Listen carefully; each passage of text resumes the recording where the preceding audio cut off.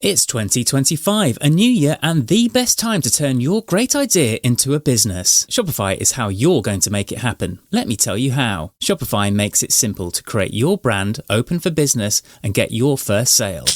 Get your store up and running easily with thousands of customizable templates. All you need to do is drag and drop. Their powerful social media tools let you connect all your channels and create shoppable posts. Established in 2025. Has a nice ring to it, doesn't it? Sign up for your $1 per month trial period at shopify.com/promo. All lowercase. Go to shopify.com/promo to start selling with Shopify today. Shopify.com/promo. I think Trump would like to be a big guy, but I don't think he's smart enough to be a dictator. So is Trump, what's the term, an idiot?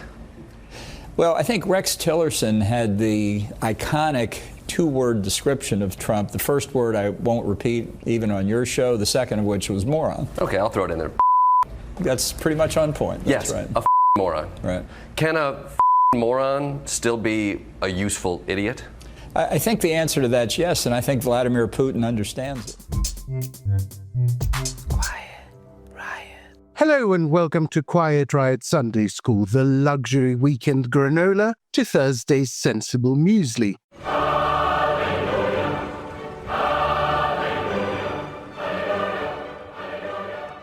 I'm Andreou. And I'm Arthur Snell, covering for Naomi during parliamentary recess. You're away, aren't you, Arthur? You're in South Africa. Always in the centre of things. G20 is going on there, but you're just there on holiday with the family, aren't you? That is right. I hope all listeners think that I'm sort of here attending the G20, but I'm actually just enjoying a lovely week away with the family. Attending, spying, potato. And you were recently in Israel as well, because you're making a sort of big documentary about Russia, aren't you? That's right, yes. So it seems odd to go to Israel to talk about Russia, but as I'm sure many listeners are aware, quite a lot of Russian citizens of Jewish extraction have retired to Israel. And these days, if you want to talk to people with long memories of the early years of the Putin era, you have to do that a long way from Russia if those people are going to be safe to talk. So that took me to Israel. So yeah, I've been doing a bit of traveling recently. So now, before we tuck into the big political news, don't forget that for less money than one overpriced flat white, you can get a month of supporter membership to Quiet Riot by signing up to ko-fi.com/Quiet Riot Pod. And while our content will stay free at the point of use, at least until Nigel Farage gets his paws on it, we need to make this show sustainable, so do sign up if you can. Supporters get loads of perks, including private Zooms with Kenny, Naomi and me, invites to our editorial sessions, exclusive competitions, access to our Discord channel, and much more. So Alex, what are we going to get our teeth into today? I think it's impossible to avoid the almost unbelievable reversal of decades of US foreign policy by Trump and the implications for Europe. And nor should we avoid it. I've actually been really looking forward to your thoughts on it, Arthur. And not entirely unrelated, there is a pretty historic federal election in Germany. Yeah, so it's all happening at the moment. And I know you're in two minds about the tussle going on between Apple and the UK government over encryption. I really would love to discuss that one. Yeah, okay, it's a pretty full slate, so let's crack on. Quiet Riot. Trump continues to append seemingly anything that he cannot buy, seize, shoot or shag, after going a long way to bringing Putin back from the diplomatic cold and sending J.D. Vance to Munich to tell European leaders to chill out about Russia and worry about woke instead. He doubled down by calling President Zelensky a dictator and blaming him for starting this war in which, quote, millions and millions of people have died. Let's have a little listen of a selection of the things he said. A half-baked negotiator could have settled this years ago without the loss of much land, very little land, without the loss of any lives, and without the loss of cities that are just laying on their sides. You have those magnificent golden domes that are shattered, will never be replaced. You can't replace them. a dictator without elections. Zelensky better move fast, or he's not going to have a country left. Got to move fast.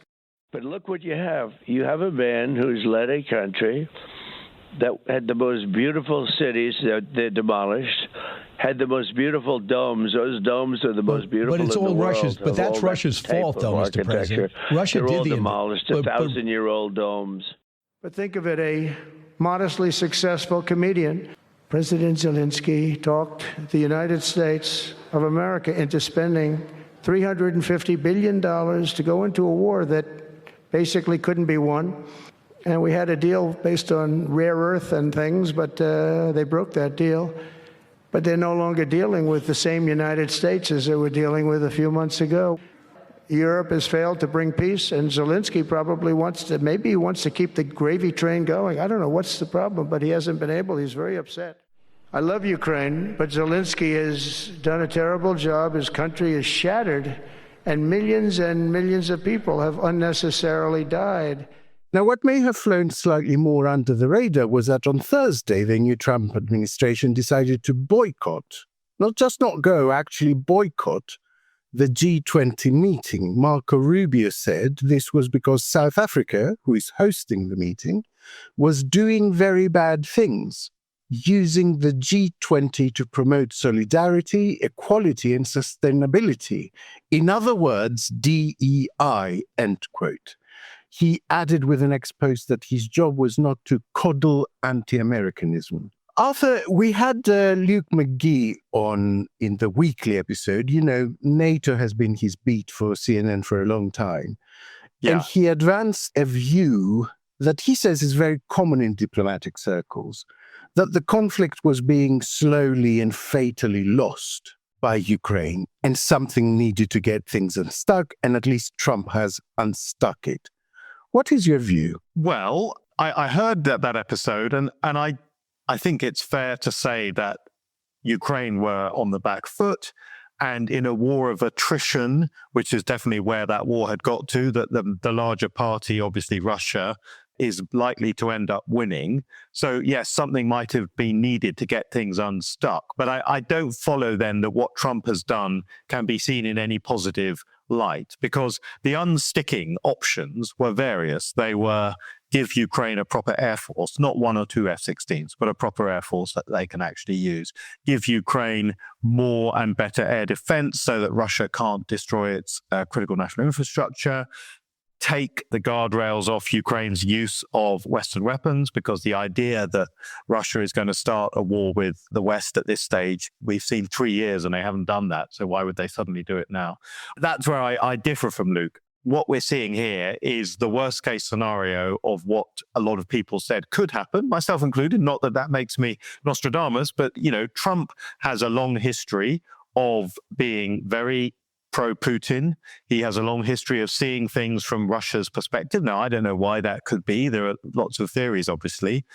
And he's marched straight into this situation by taking off the table two of the elements of any discussion, of any peace, negotiation that would be Ukraine's strongest suit. One is its potential membership of NATO, and the other is the issue of Russia retreating from the territories that it already holds in Ukraine, and basically told the Ukrainians that they're not even party to the talks. I can't really follow the argument that Trump is doing something that's a bit difficult but necessary.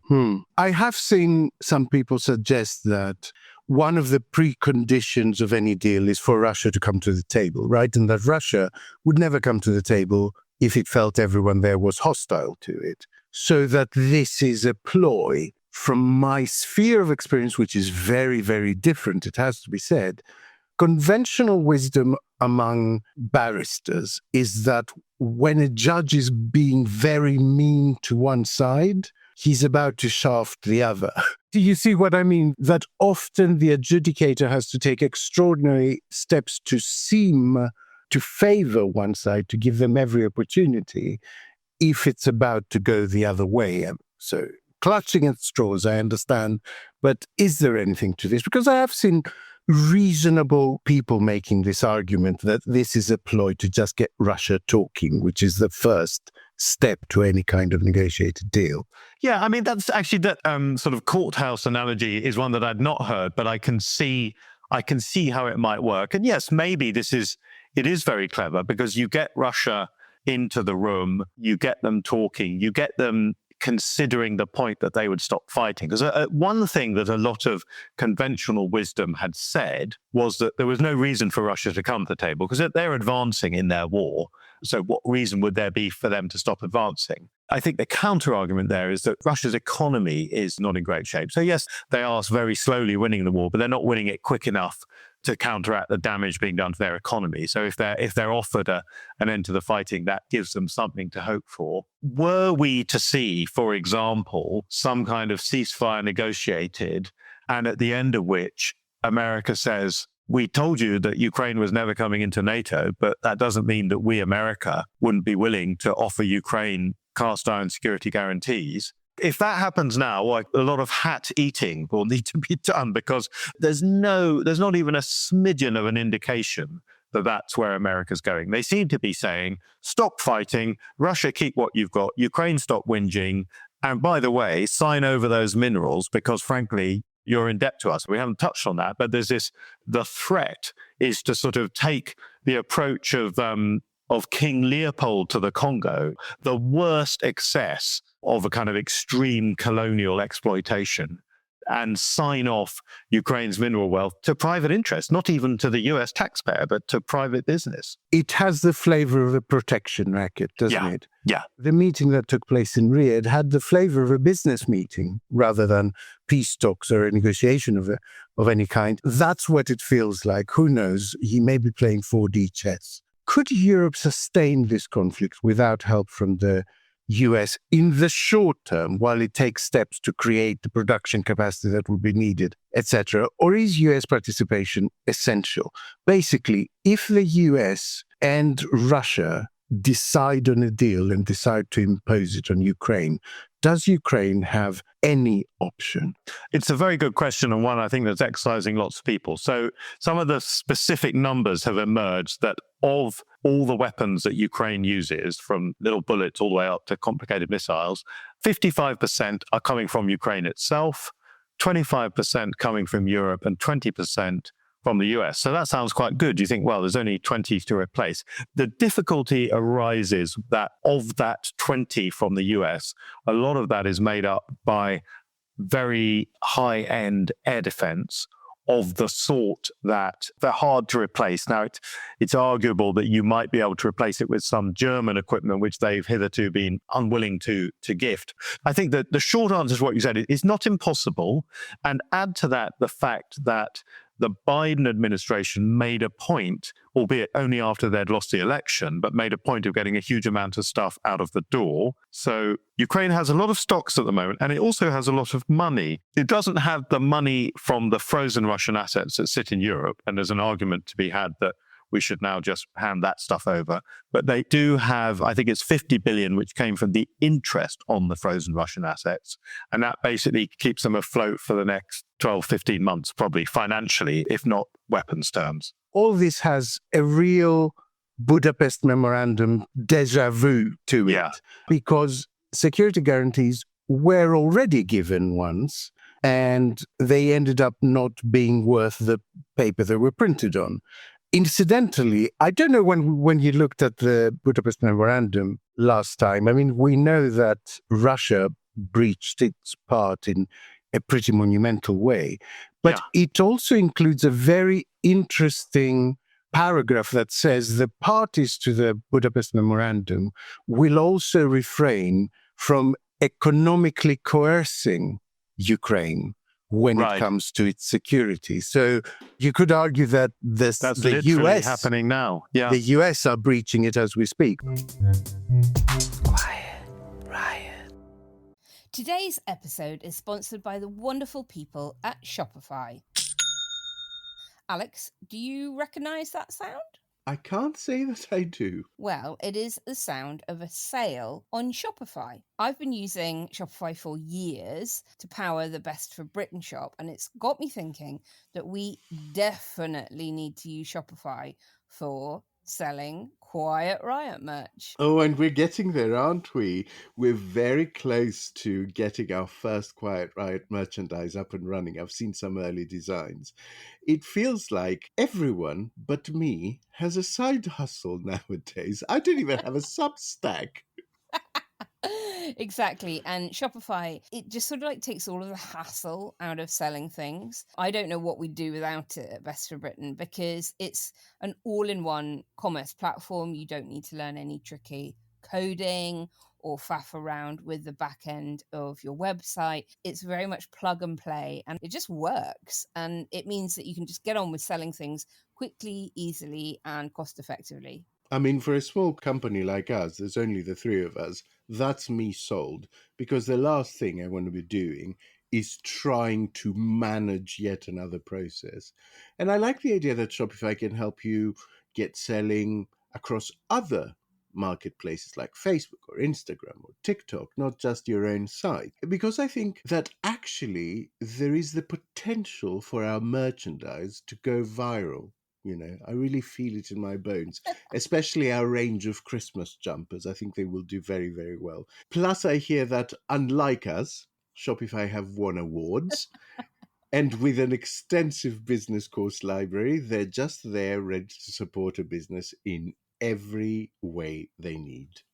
Quiet Riot listeners, Shopify want to help you to get selling as well. So they've got an incredible deal. You can sign up for a £1 only trial month at shopify.co.uk/Quiet Riot. That's all lowercase. So go to shopify.co.uk/Quiet Riot to take your business to the next level today. Quiet Riot. The larger question, I guess, is what does this mean for NATO? Trump is, on the one hand, demanding that Europeans commit much more zealously to this defense alliance. On the other, he says he's not that bothered about it and wouldn't come to anyone's aid if they were in trouble. So how do you square that circle? It's sort of telling everyone you put a lot more money into this, and also saying we're not that committed to it. Yeah. Mini plug for my podcast, Behind the Lines episode with Mike Martin, who was at Munich Security Summit and also was just in Vienna talking to Ukrainians at the OSCE, the Organization for Security and Cooperation in Europe. I'll drop a link in the show notes for listeners, Great. Obviously. Thank you. Mike's view is that NATO may have died in the sense that if the Article 5 commitment is no longer believable, if it's something that you can't bank on, then rather like the value of a currency, once the market no longer believes in it, that value sinks like a stone. And we're already at the point where we need to start thinking about something else, which looks a bit like NATO, but it doesn't involve the United States. Now, some might say, well, that's too hasty, but who really thinks that Trump would lift his little finger to help any European country? I mean, I think there's a real issue there. Clearly, he doesn't want to help Ukraine, but could you see him sending the US Marines to sort of come to the rescue of Estonia? Or I mean, I made that point on Thursday's episode. That was exactly my... If you compare how credible a threat NATO action was 5 years ago, or 10 years ago, to now, I mean, if it's not a credible threat, it's nothing, right? Exactly.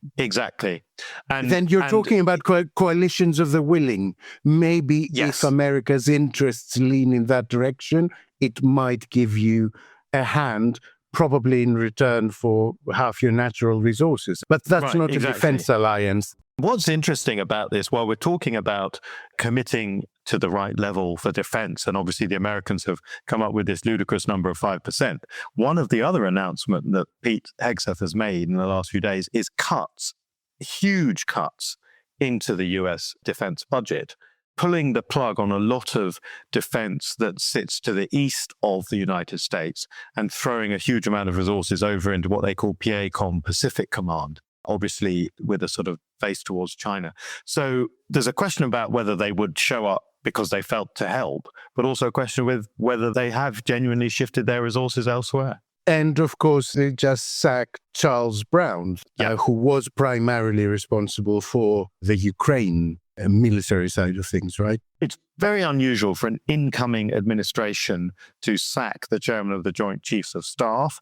The fact that General Brown happens to be an African-American may or may not have something to do with this. Pete Hegseth had said that Brown was obsessed with DEI initiatives, which I think anyone who's followed his career might question, but they'd already got the knives out for him. And the person they've appointed to replace him, ironically, is somebody who is not at the level of seniority that would normally be considered for this role. So you could argue that the person they've hired is a DEI hire. Yeah, as is Hegseth, if Fox anchors are considered a forgotten minority. Right, indeed. A small question, Arthur, but one that has been bothering me. What is Trump's obsession with the Golden Domes? That's really weird, isn't it? He keeps mentioning them.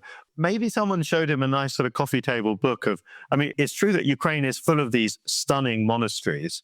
And I'm happy to say that a lot of them have survived the war. But yeah, he keeps bringing it up. You know, you wonder whether there's some psychological thing going on here, because he's very interested in Iron Dome as well, isn't he? So is there something about that word? Elon Musk thought he would add his diplomatic expertise to proceedings. Here he is at CPAC, fairly incoherent. This is the chainsaw for bureaucracy. Chainsaw!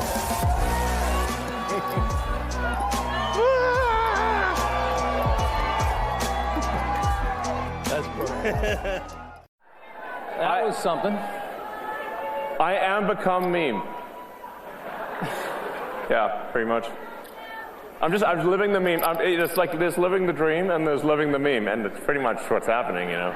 You're like, yeah. I mean, I got a lot of criticism, and people said, "Well, that proves he's a huge idiot." From like, look, he voted for whatever, $44 billion, and now it's worth like 8 cents. And it's not worth 8 cents. But there's the. But it was essentially to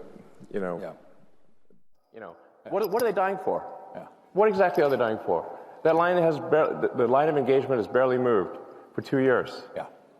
There's a whole bunch of people dead in trenches for what? And I'll tell you what for what. It's like for the biggest graft machine that I've ever seen in my life. That's for what. It's unreal.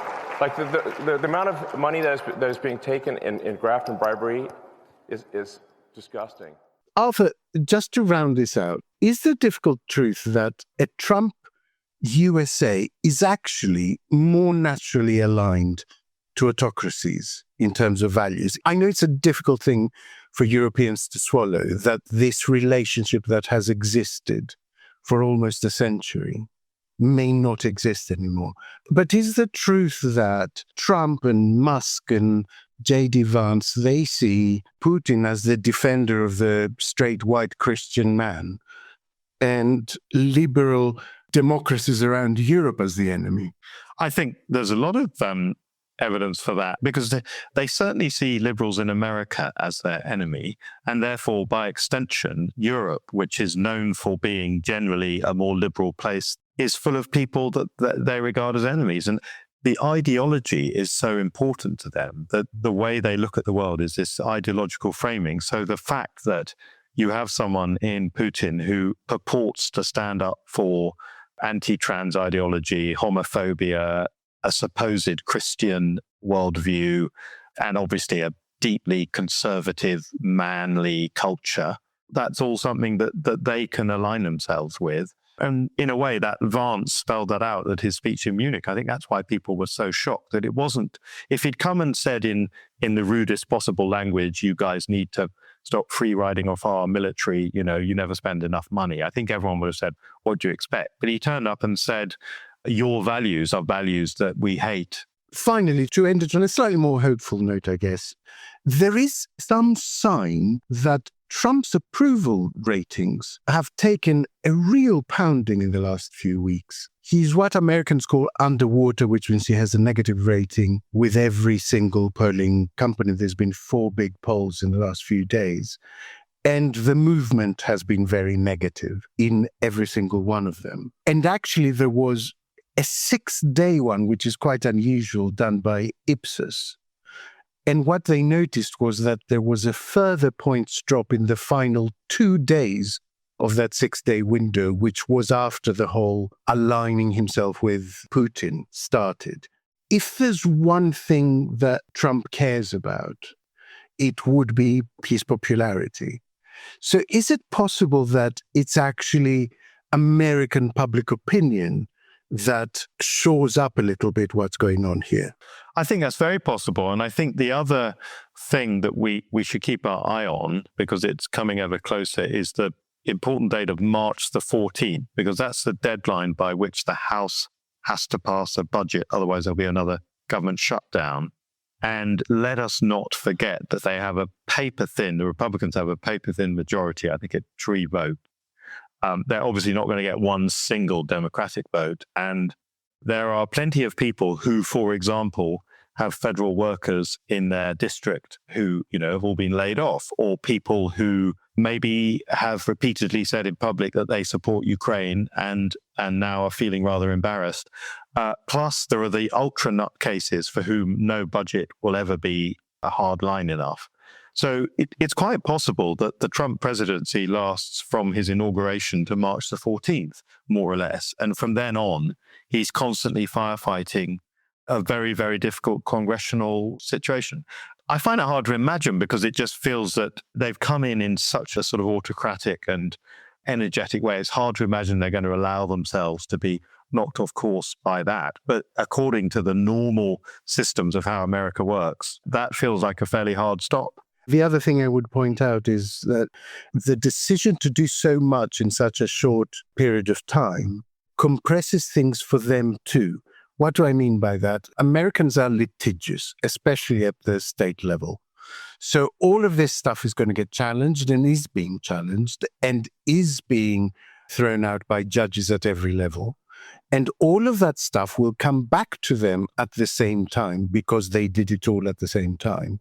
And their administration of none of the talents, they will suddenly have this backwash that's a bit of a tsunami of legal cases. And it is them who will have to decide what they prioritize. It is them who will have to decide which fights they continue to fight and which ones they let go of. There was a very interesting instant of Trump giving a speech, and he called out whether the governor of Maine was in the room. Is Maine here, the governor of Maine? Well, I'm here. Are you not going to comply with it? I'm complying with state and federal laws. We are the federal law. Well, you better do it. You better do it because you're not going to get any federal funding at all if you don't. So you better comply because otherwise you're not getting any federal funding. See you in court. Every state, good. I'll see you in court. I look forward to that. That should be a real easy one. And enjoy your life after governor because I don't think you'll be in elected politics. Yeah, it really was. I saw that, and it was interesting because he's not used to being called out in public. And when that happens, he says the even quieter part out loud. Quiet riot. Building a portfolio with Fidelity Basket Portfolios is kind of like making a sandwich. It's as simple as picking your stocks and ETFs, sort of like your meats and other toppings, and managing it as one big, juicy investment. Now that's pretty good. Learn more at fidelity.com/baskets. Investing involves risk, including risk of loss. Fidelity Brokerage Services, LLC. Member NYSE SIPC. Quiet riot. As you listen to this, Germany is going to the polls for its federal election, the equivalent to our general election. It's being seen as a key test of the much-discussed firewall in German politics, the notion that mainstream parties will not participate in any government coalition with any far-right party, in this case, of course, the AfD. So, Alex, what should we be looking out for? There are some interesting things going on in Germany at the moment. The polling has been holding relatively steady for quite a while now. Basically, you have the CDU, which is the Christian Democratic Party, their equivalent to our Tories, before they went mad, it has to be said. So you have them at about 31%. You have the currently ruling senior partner of the current coalition, the Socialist Democratic Party, you have them at roughly 16%. And you have Alternative für Deutschland, which is this far-right outfit coming through the middle to claim it looks like second place at around 20-21%. And this is what the polling has been showing for a very, very long time. I look at the political aggregate poll, the sort of poll of polls, and I have to say it looks like really for a year and a half, the parties have been roundabout there. There was a slight dip for the CDU that happened after October and a slight rise for the AfD that happened after October. If anything, actually, the AfD's ratings have dropped by a point or so in the most recent few polls. So maybe there's a sign there, actually, that interference from America and Musk and that very direct way of saying, I'll come and do your elections better for you, is not something that has sat very well with Germans, especially as we get an increasing number of people doing Nazi salutes. I was going to say there's certainly the sort of anti-Americanism is a strong force in German politics at the margins, isn't it? Both on left and right. So plenty of AfD supporters don't like America. It's an especially tough equation because, the AfD is particularly popular in East, which is actually quite anti-American and quite Russophile. Yes. And so this must be a very dissonant cognitively thing for people to take in. Suddenly America getting involved on the far right side. The don't-knows look quite worrying. They have been bobbing around the mid-teens for a long time now, and you would expect to see that reduced just before an election, and it really hasn't as much as you'd expect. So there is a worry that there are a lot of sort of shy AfD supporters in that, and it wouldn't surprise me if AfD came in a couple of points more than expected, but it wouldn't surprise me if it came in a couple of points below what's expected either, because what we might see is SPD or the Greens lending votes to the CDU to make sure that they get a more commanding win than would otherwise be the case. So it's very, very difficult to gauge. I think one thing we can say with some certainty is that the AfD are unlikely to be part of the next government. But that is a numbers game, right? How many partners will the CDU need to form a government? There isn't a version of the numbers, is there, that would easily allow the AfD to be in a government, because there's no normal party that wants to work with them. No, there isn't a version of the numbers. I guess there is a version of the politics that could. What do I mean by that? Let's say, for argument's sake, that the polls are underestimating the AfD percentage and the results come in and you find that the Christian Democrats are at 26% and the AfD are at 25%, right? Right. In that situation, politically, it could be that the CDU begins to shift towards saying the people have spoken and we can't ignore that. It's very, very, very unlikely, and that's why I'm not really entertaining it as a possibility. I'm just saying stranger things have happened. I'm in Berlin at the anti-fascist rally right now. It's absolutely huge. More reports are forthcoming, but it's good to see this. There are a lot of protests going on in Germany at the moment. Saturday, as we record, there's a huge march against the AfD in Berlin and various fringe marches that are pro-AfD and anti-immigration that are marching around it. So I hope those go off peacefully. The last thing I would want to see is any kind of violence in the streets. I think Germany has suffered enough in recent months from that. Obviously not a coincidence that all these attacks tend to happen around election time, right? It confirms in my mind what has been very, very clear for for a very long time that extremists like other extremists. The Islamist fanatics would like nothing more than a far-right government, in the same way that the far-right likes nothing more than some attack on a Christmas market. It is their fundamental voting recruitment tool. This election 2 months ago looked like it was going to be decided on the economy, and then you had two attacks that made it all about immigration. And as I said, I don't think that's a coincidence. I'm not suggesting some clandestine, ridiculous conspiracy. I'm just saying that their interests align. Extremists and fundamentalists of every kind, they like chaos. They take advantage of chaos. And so in that, they are completely of one mind. The other interesting thing is that this is a little bit of a proof of concept for what Musk's interference can achieve. There's a huge amount of AI video material being generated. There is an AI-generated Instagram and TikTok influencer putting out videos that is an AI construct. And there's been various investigations to find out who controls that account to no avail. Yeah. So this ties into what we'll discuss next, the idea of security and encryption.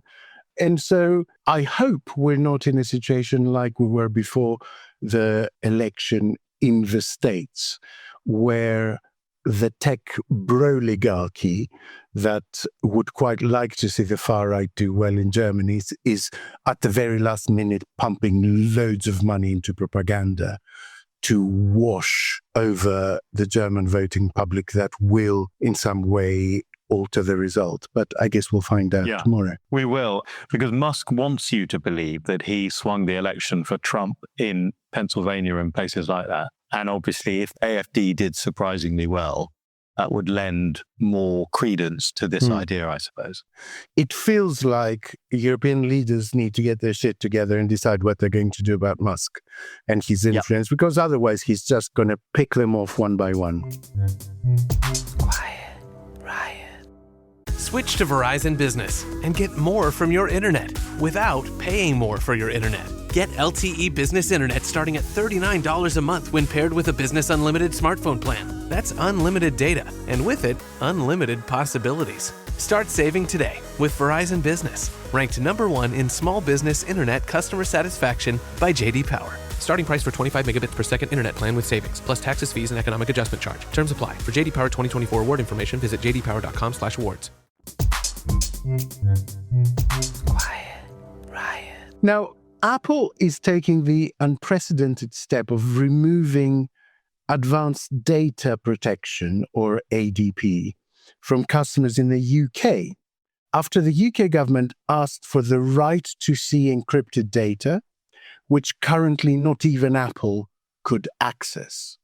So instead of creating what the government was asking for, which was some sort of backdoor into the encryption, Apple has taken the decision to take the ADP part of their offering completely away and not have it available for UK customers at all, which means that all our data stored in an Apple cloud is less well protected.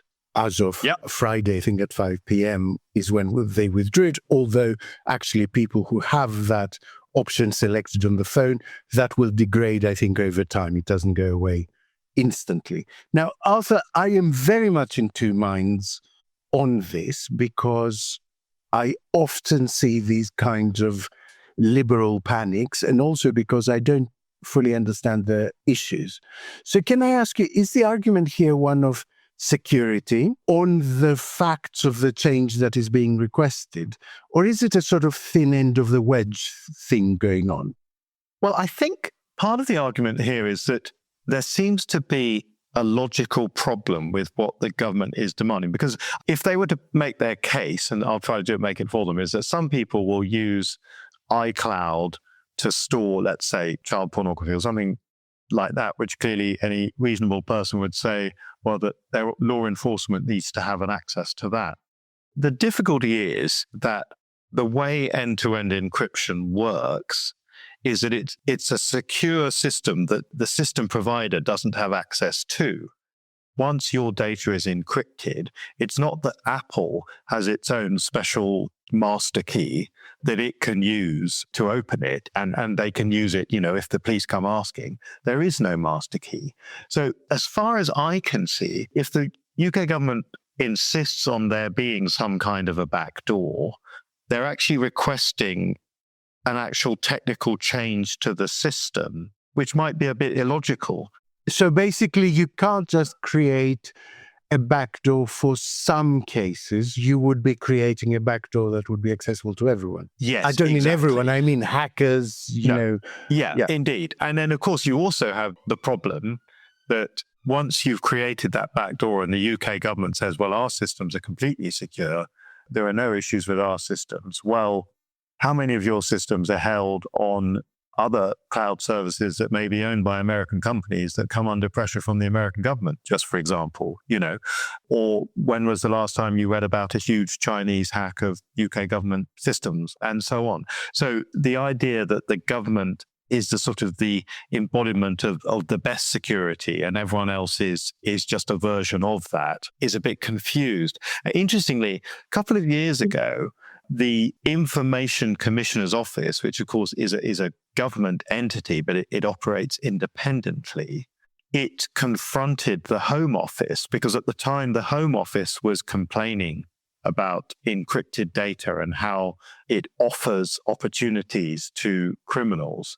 In the aftermath of these, attacks at German markets, you say that cars should be banned because cars can be used by criminals to ram into passers-by. Well, yes, but cars are also useful to other people for lots of legal reasons. So my difficulty with this is that if you were to create that government backdoor, you're then saying, well, governments never make mistakes and governments are completely reliable. And also governments never abuse, the Edward Snowden revelations were a reminder that governments abuse their technical prowess very often.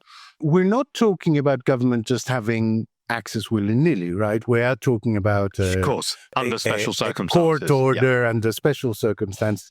You could tighten the criteria considerably and make it really only in exceptional circumstances. And this is the bit I don't get, right? Because my instinct as a lawyer and a former civil servant is that any other documents or records held by any other company would be accessible given the right court order, right?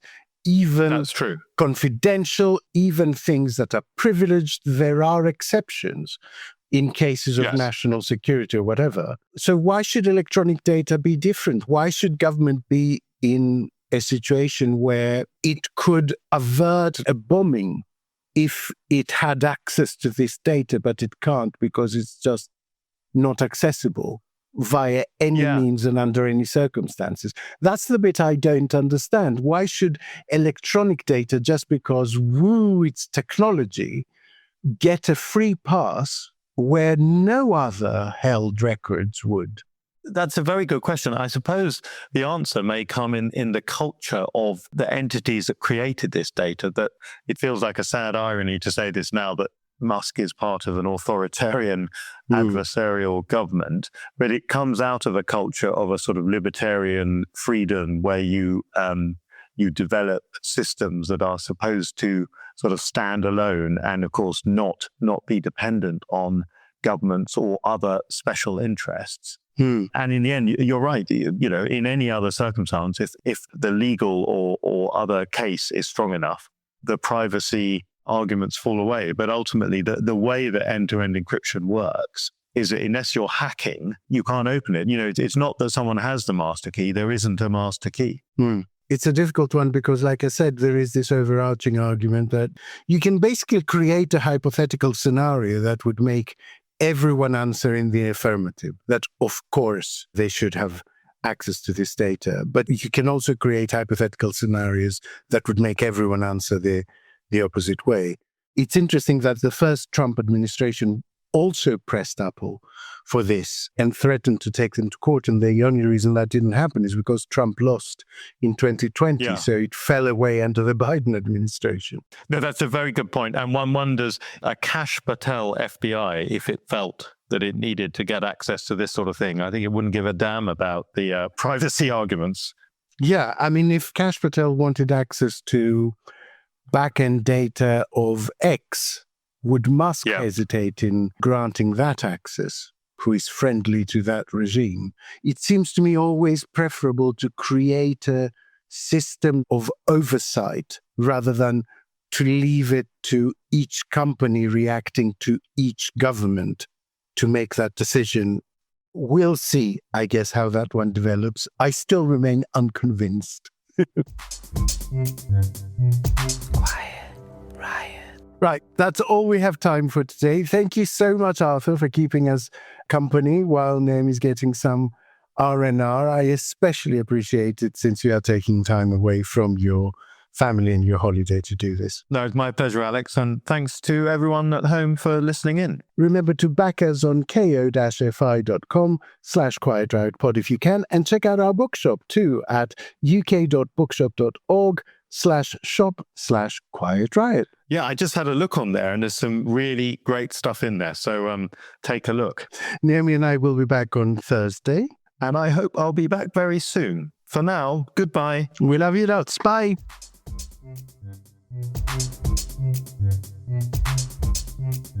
Quiet Riot is an audio production by Cooler Heads with Naomi Smith and Alex Andreou. Produced by Kenny Campbell.